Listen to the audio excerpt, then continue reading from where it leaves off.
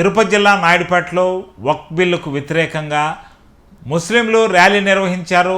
అంబేద్కర్ విగ్రహానికి పూలమాల వేశారు. షాదీ మంజిల్ నుంచి ఆర్టీసీ క్రాస్ రోడ్డు వరకు ఈ ర్యాలీ జరిగింది. ఈ సందర్భంగా వారు మాట్లాడుతూ వక్ఫ్ బోర్డు ఆస్తులంటే తమ పెద్దలకు సంబంధించిన ఆస్తులని, దీనిలో మరొకరి ప్రమేయం ఏమిటని వారు ప్రశ్నించారు. వక్ఫ్ బిల్లుకు వ్యతిరేకంగా తాము నిరసన చేపట్టినట్టు వారు పేర్కొన్నారు.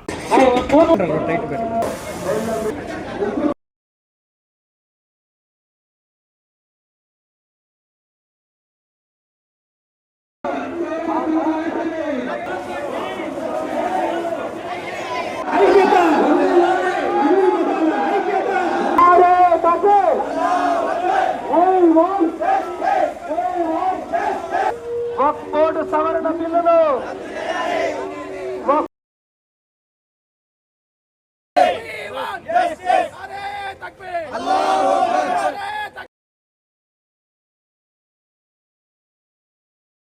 సవరణ బిల్లును వెంటనే రద్దు చేయాలి.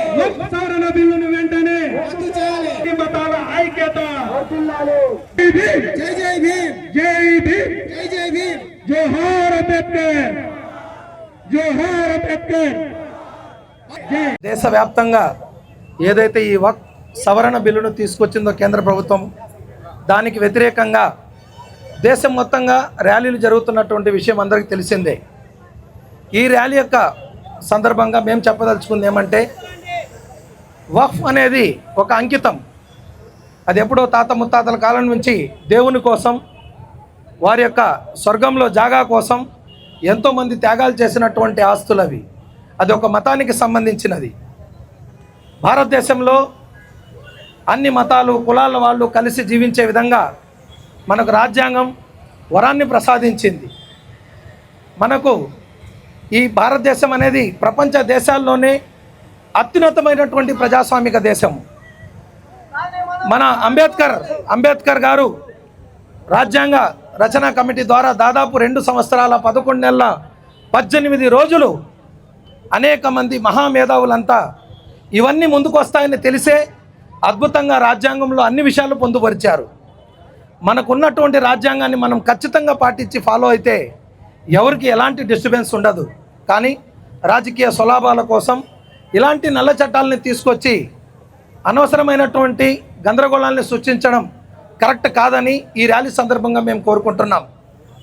వెంటనే కేంద్ర ప్రభుత్వం ముస్లిం లెక్క మనోభావాల్ని, ఒక మతానికి సంబంధించినటువంటి అంశాన్ని తెర మీదకు తీసుకొచ్చి ఇలాంటి బిల్లులు చేయడం అది సబబు కాదని, వాటిని వెంటనే వెనక్కి తీసుకోవాలని ఈ సందర్భంగా మేము డిమాండ్ చేస్తున్నాం.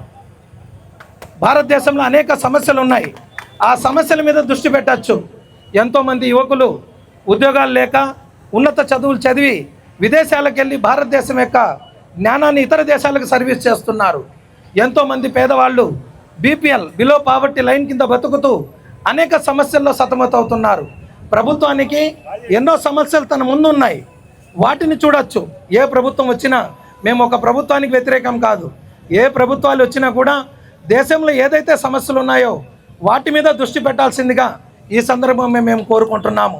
అంతేగాని అనవసరమైనటువంటి బిల్లులన్నీ తీసుకొచ్చి ప్రశాంతమైనటువంటి భారతదేశంలో ఎలాంటి అలజడులు కానీ ఆందోళనలు కూడా కానీ కలిగించకూడదని ఈ సందర్భం మేము కోరుకుంటున్నాం.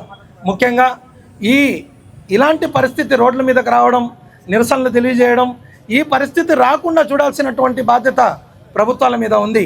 బయట దేశాలను గమనించి చూడండి. నిత్యావసర వస్తువుల ధరలు తక్కువ ధరలకే నిత్యావసర వస్తువులు అందిస్తున్నారు. మరి అలాంటి సమస్యలన్నీ ముందు పెట్టుకొని అనవసరమైనటువంటి బిల్లులు ముందుకు తీసుకొచ్చి ఇలాంటి ఇబ్బందికరమైనటువంటి వాతావరణం కలిగించకూడదని మేము మనస్ఫూర్తిగా కోరుకుంటున్నాం. ఈ బిల్లును వెంటనే వెనక్కి తీసుకోవాలని డిమాండ్ చేస్తున్నాం. ఈరోజు ర్యాలీ యొక్క ముఖ్య కారణం ఏంటంటే, వక్ఫ్ బోర్డు సవరణ చట్టం అంటూ కేంద్రం ఒక బిల్లు ప్రవేశపెట్టింది. దాని అర్థం ఏంటంటే వక్ఫ్ బోర్డుని నిర్వీర్యం చేయాలని, దాని అధికారాన్ని తగ్గించాలని.